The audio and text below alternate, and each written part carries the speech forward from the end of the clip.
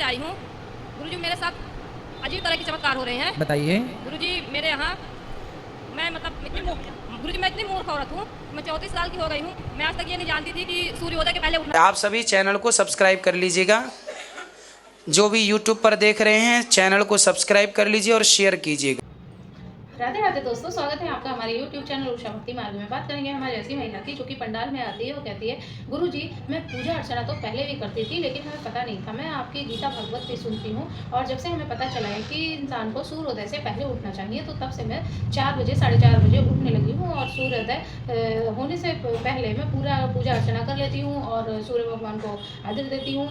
तो आइए दोस्तों देखते हैं कि इस विषय में गुरुजी और आगे क्या समझाते हैं। दोस्तों आगे की स्टोरी तो आपको जब पूरी वीडियो देखोगे तभी समझ में आएगी और ज्ञान भी प्राप्त होगा।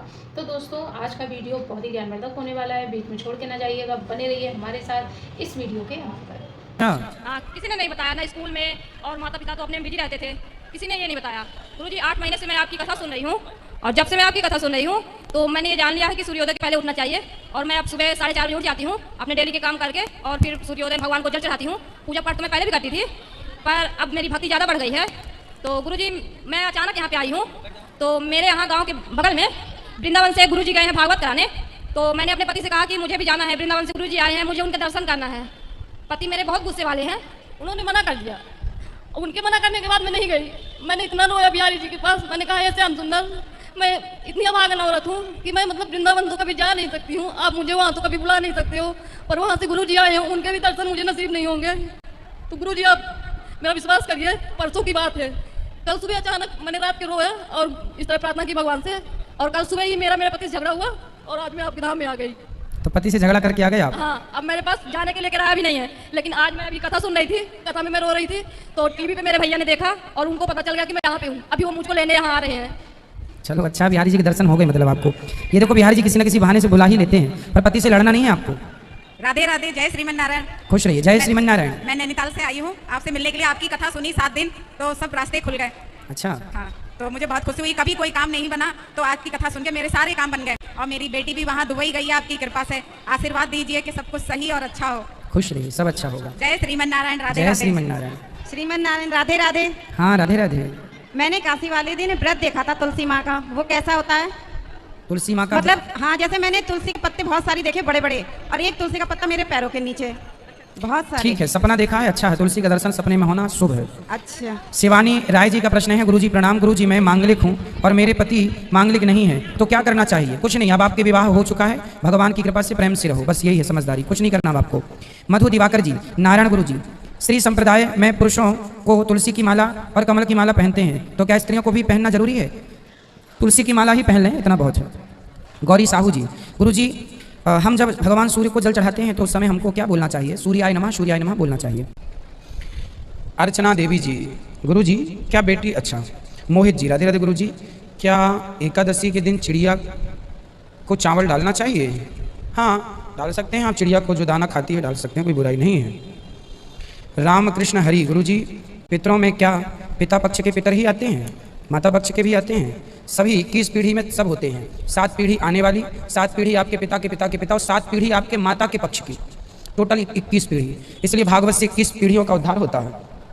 जय श्रीमन नारायण।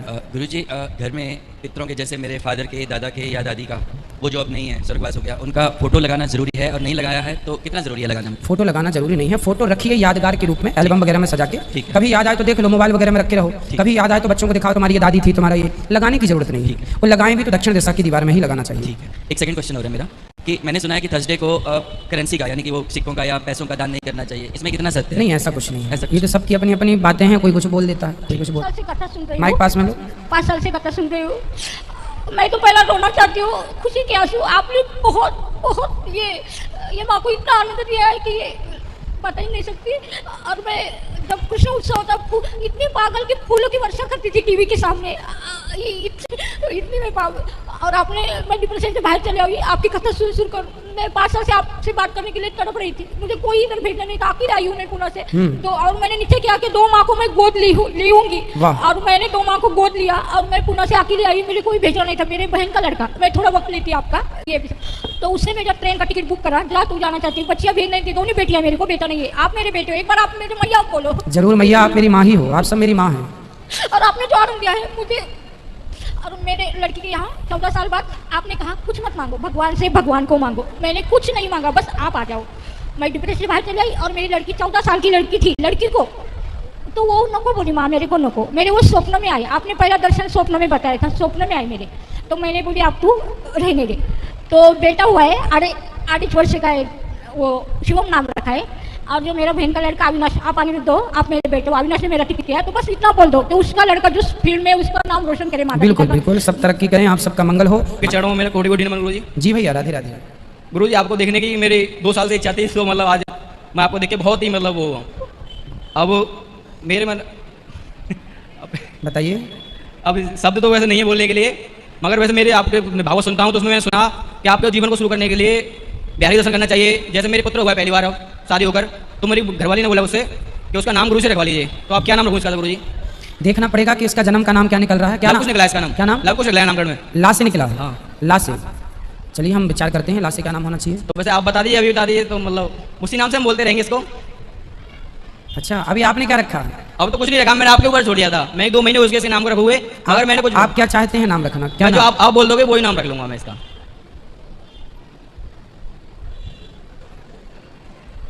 तो नाम रख दूं? हाँ बोल। बेटा है? हाँ जी। कितने महीने का? 2 महीने का गुरु जी। आपका नाम क्या है? आज मुंडन करा इसका। आपके माता पिता का नाम क्या है? राज बहादुर और रेखा। लाल बहादुर, राज बहादुर, राज बहादुर, लाल राज राज राज राज बहादुर, रेखा और रेखा। इसका आज मुंडन कराया है मैंने, तो मैंने कहा मुंडन कराने के पहले गुरु गोपाल के दर्शन कराऊंगा इसको, बिहारी दर्शन करा के सीधा आपके पास ले गया। तो इसका नाम आप जो अच्छा लगे आप रख लीजिए। आप माता पिता हैं तो तब भी आप बता दो सर गुरु जी आपकी वो। मैं 4-6 नाम बता दूं जो आपको पसंद आए। ठीक। नाम रख लीजिएगा माधव, राघव, गोविंद, मनमोहन, जो अच्छा लगे आपको इनमें से रख लीजिएगा। ठीक है गुरु जी, धन्यवाद गुरु जी। प्रश्न जरूर करना अब चाहिए। जिसका भक्त है उन्हीं को क्वेश्चन करना है हमको ना। कोई बात नहीं, ये तो क्लियर करने चाहिए। इनकी तस्वीर जो है, किनकी? राधा कृष्ण जी का तस्वीर जो है, ठीक है। वो जितना मतलब कि दिखाया गया है, दर्शाया गया है फोटो में, जहाँ तहाँ बांसुरी पकड़ के और पैर को ऐसे ये करके हैं, टेढ़ा सा पाँव। टेढ़ा सा मतलब ये पैर नहीं, दोनों जो तरुआ जो उठा हुआ है इसमें जाके ऐसे करके हैं। हाँ, इसका अर्थ क्या हुआ? भगवान जो है ना पाँव उनका टेढ़ा है। क्यों टेढ़ा है? क्योंकि राम जी सीधे खड़े हैं और भगवान श्री कृष्ण है टेढ़े। कुआं में बाल्टी गिर जाएगी तो सरिया सीधा जाएगा तो बाल्टी नहीं निकलेगी, इसलिए सरिया टेढ़ा करना पड़ता है। ये तो इंसान जानते हैं। इसलिए भगवान के चरण टेढ़े हैं ताकि टेढ़ी टांग वाले का जब ध्यान करें तो वो सदा सदा के लिए मन मंदिर में बस जाएं और जितने भी अंदर पाप हैं सब उनके जाते ही सारे निकल के भाग जाएं और हम भवसागर से पार हो जाएं। इसलिए टेढ़े हैं भगवान, टेढ़े हैं इसलिए टेढ़े गर्दन टेढ़ी कमर टेढ़ा। भगवान बुद्ध का जो कान जो है लंबा क्यों है? किनका? भगवान बुद्ध का। वो तो फोटो में बना दिया गया है। कुछ ना कुछ रीजन तो होगा भाई, कान बड़े हैं ना उनके, बड़े कान, जैसे गणेश जी के कान बड़े हैं। हाँ। बड़े कान का अर्थ ये होता है कि आप ज्यादा से ज्यादा सुने और कम से कम बोलें, इसलिए कान बड़े होने का तात्पर्य है कि वो ज्यादा सुनने वाले थे, गाली भी सुन लेते थे, अपमान भी सुन लेते थे, बोलते जैसे आज ही हम बताए गौतम बुद्ध भगवान ने सवेरे से शाम तक उसने गाली दी, फिर भी उन्होंने कहा भोजन दे दो इसको, क्योंकि उनके कान बड़े हैं, सुनने की वो सुन लेते हैं। हम लोगों के कान छोटे छोटे हैं, एक भी गालियां नहीं सुन पाते। भगवान श्री कृष्ण ने शिशुपाल की 100 गालियां सुनी। तो कान बड़े होने का तात्पर्य यही है कि ज्यादा से ज्यादा आप सुने, बोले कम। माँ काली का जीव जो लंबा होता है, माँ काली का जीव लंबा नहीं होता। माँ काली एक बार क्या हुआ, बताया गया। हाँ बता रहे हैं। एक बार क्या हुआ कि महाकाली जो है उन्होंने एक राक्षस का उद्धार करने के लिए उन्होंने महाकाली का रूप बनाया था और अब वो उनका क्रोध शांति ही नहीं हो रहा था महिषासुर को मारने के बाद। तब क्या हुआ कि शंकर जी को फिर लेटना पड़ा और जब शंकर जी लेटे तो माता जी तांडव करती हुई आ रही थी तो पृथ्वी डगमग डगमग डोल रही थी उनके क्रोध से। तो उनका चरण भगवान शिव की छाती पे रख गया और जैसे ही छाती पे रखा, आप जब किसी को धोखे से पार तो कैसे हम लोग मुंह बना ले जीभ निकल जाती, उस समय माँ की जीभ बाहर आ गई। ये क्या अपराध हो गया? तब वो वही स्वरूप की हम लोग पूजा करते हैं। तो वो जीव है। अब बनाने वाले तो इतनी लंबी बना देते हैं पर जीव तो देखो जीव होती है। तो भगवान है वो उनकी बड़ी भी हो। तो हमारी सोच से कुछ अलग है। आपकी सोच आप बता दीजिए। मेरा सोच ये है कृष्ण के विषय में कि जो पैर जो टेढ़े करके रखे हैं, तो हम लोग को जो संत साधु हुए, महर्षि हुए, वो मतलब अर्ध तपस्या किए, हाथों से किए। ठीक है। हाथ से करना मतलब कि पूरा यहाँ से यहाँ तक हुआ। ठीक और है। पैरों से करने से पूरा सिर का मतलब जितना चक्र है सब ओपन हो जाता है। ठीक है। इसलिए पूरा शक्ति अपना वो जागृत कर लिए थे ठीक। पैर के जरिए। ठीक है। इसलिए काट का जो बांसुरी दिया गया है कि हाथ शॉर्ट सर्किट ना हो, कि एक दूसरे से मिलाने से शॉर्ट होता है बॉडी में। ठीक है। ठीक है। और रहा सवाल बुद्ध का, तो बुद्ध का जो लंबा कान का सवाल है, जैसे गाय भैंस का होता है, तो सब कुछ प्रकृति के विषय में वो लोग जानती है। कान के वजह से उनको जानकारी हो जाती है कि क्या होने वाला है, जैसे बारिश आने वाला है, तूफान वाला आने वाला है, कुछ भी होने वाला है, तो गाय लोग को या कुत्ता लोग को या जिसका लंबा कान हो वो जान जाते हैं। ये क्या ठीक है, आपका भाव अच्छा है। और एक माँ काली का, देखिए माँ काली के उपासक हम हैं, अपने आपका वाइफ साथ में हम आ गए हैं, ठीक है। कृष्ण का मतलब काली माँ को मतलब हम पूजा बहुत ज़्यादा करते हैं, काली का ही मतलब भक्त हम हैं। और ये काली का बता रहे हैं जीव का विषय में, ये जीव का मतलब कि कुछ हम रिसर्च किए, उसमें देखे कि जीव को जो ये तलवा का जो ऊपर में लुटकुनी सटा हुआ है, ऊपर में जो होता है, उसमें जब टच करके रहने से ना हवा का दरकार है, ना पानी का, ना खाना का, सारी एनर्जी मिलती रहेगी। एक दिन हमने ये बात कथा में बताई थी कि जीव को आप जो घंटी होती है हमारे यहाँ, उसको टच करने से खाने पीने की जरूरत नहीं पड़ती, ये योग है, ठीक है। और अपना हम बोलना नहीं चाहते हैं, हम बहुत सारा मतलब ध्यान साधना किए हैं, लास्ट स्टेज तक गए हैं, मतलब कि साक्षी, मतलब कि सेल्फ विटनेस, ठीक है। हम अपना बैठ के अपने देख लेना, अपने घूर लेना। समाधि में भी गए हैं, हार्ट समाधि में गए हैं, ब्रेन समाधि में गए हैं, माँ काली की कृपा है। बिल्कुल बिल्कुल। मेरा थर्ड आई कितना बार जागृत हुआ कोई ठीक नहीं है, थर्ड आई भी ओपन रहा हुआ है, बिल्कुल हो गया। 100% मतलब बहुत ज्यादा मतलब ध्यान में पड़े ही रहते थे हम, बिल्कुल बिल्कुल। कुंडली वगैरह सब मेरा जागृत हुआ, लेकिन हमारी वाइफ कसम दे दी, ये जो है जो बोलती है कि झगड़ा नहीं करते हैं, नहीं बोलते हैं, क्या बोलेंगे हम, बोलेंगे तो झगड़ा ही होगा, बात समझेगी नहीं, दुनिया को समझाइएगा, घर के आदमी को समझा नहीं पाइएगा। आप सबको समझा दीजिएगा, वाइफ बच्चा को नहीं समझा पाइएगा, ये रूल्स है। और शंकर जी का बहुत सुंदर कोई स्पीच है, शिव शंकर का, जो जटा वाला जो है, ठीक है, आप बोलिएगा क्या बोल रहे हैं, बताइए कौन सा? मतलब कि शिव का जो मतलब हम लोग को जितना मतलब कि ये दिखाया गया है भगवान लोग का, बिना अस्त्र का घर से बाहर आदमी को नहीं निकलना चाहिए। अभी मान लीजिए कि स्टैंड गन तो आ गया, उसके लिए दर्शाया गया है कि आप कुछ मतलब कि युद्ध करने के लिए लेके निकलिए। बिल्कुल बिल्कुल, हमारे देवी देवता विनाश के लिए नहीं गया है, आप खाली हाथ मत निकलिए। सही है। अब शिव को मतलब देख के आदमी जीना सीख सकता है, बिल्कुल सीख सकता है। कैसे सीखिएगा, अरे आप नहीं बोल रहे हैं, मतलब कैसे सीखना है ये बता रहे हैं थोड़ा हम। अब शिव के ऊपर में देखिए चंद्रमा रहती है, चंद्रमा को अमृत माना गया है, ठीक है। जब हम कथा सुनाते हैं शिव जी की तो ये सारी बातें बताते हैं कि वो बाघांबर क्यों पहनते हैं, वो जटा क्यों रखते हैं, उनके सिर पे गंगा क्यों है, चंद्रमा क्यों है। 2 मिनट में खत्म हो जाएगा, आप जल्दी बता देंगे, सबको बात करनी है थोड़ी थोड़ी। 1 मिनट में खत्म हो जाएगा, चलिए। 1 मिनट में खत्म हो जाएगा। चंद्रमा को अमृत बताया गया है, ठीक है, और कंठ में उनका विष है, ठीक है। अमृत विष एक साथ कभी नहीं रह सकता है।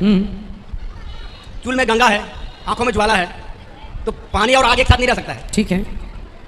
उनकी गला में सांप है, नीचे उनका मयूर है, अरे क्या नाम का, मूस, वो तो गणेश जी का वाहन, गणेश जी का वाहन, मूस हटने में डरता रहता है कि सांप के ऊपर के खाना जाए। तो ठीक है, ठीक कह रहे हैं। कहने का मतलब कि शिव को देख के जिस तरह से वो सारे मुसीबत को लेकर चल रहे हैं, बिल्कुल, कहने का मतलब है वो मुसीबत को अपने तरफ मतलब बना के चलते रहिए, एक दूसरा काटने वाली चीज है उसको हम लेकर चलते रहे। बिल्कुल बिल्कुल सही कह रहे हैं, खुश रहिए।